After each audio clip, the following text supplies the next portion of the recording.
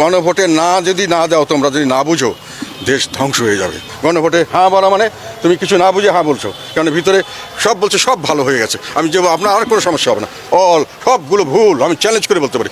ছাত্র শিবির নামিয়ে দেবে রাস্তায় এবং অস্ত্রশস্ত্র সহ নামিয়ে দেবে। তারা চাচ্ছেন হ্যাঁ ভোট করে ক্ষমতাকে থেকে যাওয়া। ক্ষমতায় থেকে গেলে তাদের আন্ডারে পার্লামেন্ট থাকবে। দেশকে গণভোটে যদি না দাও, তোমরা যদি না বুঝো, দেশ ধ্বংস হয়ে যাবে। এইটা কথাটা আমি বলেছি, কথাটা অনেক সময় বুঝিয়ে বলার চেষ্টা করছি। এখনও তারা যেটা করতে চাচ্ছে, গণভোটের নামে তারা তোমাদের কতগুলো সংস্কারের কথা বলে মূলা ঝুলাচ্ছে। সংস্কার যেটা বলেছে সেটাও পরিষ্কারভাবে মানুষের কাছে বোঝাচ্ছে না। সংস্কারটা তাদের একটা অছিলা। তারা এই গণভোটের নাম দিয়ে গণভোটে হাঁ ভোট করে তারা ক্ষমতায় থাকতে চায়। অন্তর্বর্তীকালীন সরকার ক্ষমতা থাকার অর্থ হলো অন্তর্বর্তীকালীন সরকারের সঙ্গে এনসিপি ক্ষমতা থাকবে, জামাত ক্ষমতায় থাকবে। তারা ক্ষমতা দীর্ঘায়িত করার জন্যই এই গণভোটের বাহানা নিয়েছে। এবং এটার পরে তারা যেটা করবে সেটা হলো, যেটা ওনারা বলেছেন মেটিকুলাসলি ডিজাইন, সুপরিকল্পিত যে কথা উনি বলেছেন যে ওই সমন্বয়করা মিলে ওনারা মিলে করেছেন মেটিকুলাসলি, যেটা দেশের জনগণ স্বতঃস্ফূর্তভাবে আন্দোলন করেছে, ওইটা ওনারা স্বীকার করছেন না। এই জন্য জনগণের কাছে ওনার জবাবদিহিতা নেই। ওনার নিয়োগদাতা জনগণ নন, ওনার হলো ওইটা। এখন ওর মেটিকুলাস ডিজাইনের শেষ পর্যায়ে হলো এই গণভোট। শেষ পর্যায়ে হলো তারা ক্ষমতায় থাকবেন, ইলেক্টেড রিপ্রেজেন্টেটিভ যারা পার্লামেন্ট হবে, যারা সংসদ তৈরি করবে, যারা সরকার গঠন করবে, তাদেরকে কোনো ক্ষমতা দেওয়া হবে না। এটা গণভোটে হ্যাঁ পেয়েছি আমরা।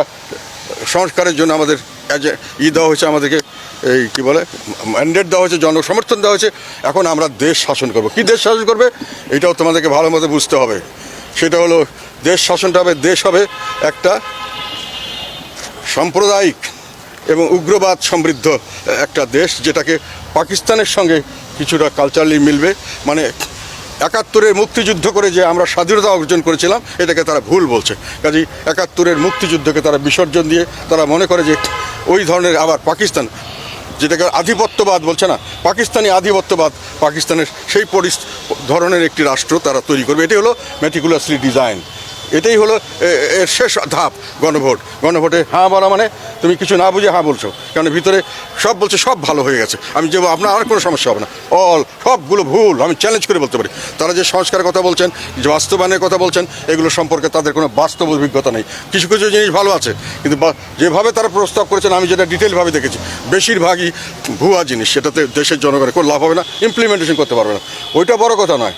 তারা চাচ্ছেন হ্যাঁ ভোট করে ক্ষমতাকে থেকে যাওয়া। ক্ষমতায় থেকে গেলে তাদের আন্ডারে পার্লামেন্ট থাকবে, তাদের আন্ডারে সরকার থাকবে। এবং সেই সরকার, আমি কথা বলছি, যদি ধরে নেই যে সেই সরকার বিএনপি হয়, তাহলে সেই সরকারকে আমি বলে দিতে চাই, আপনার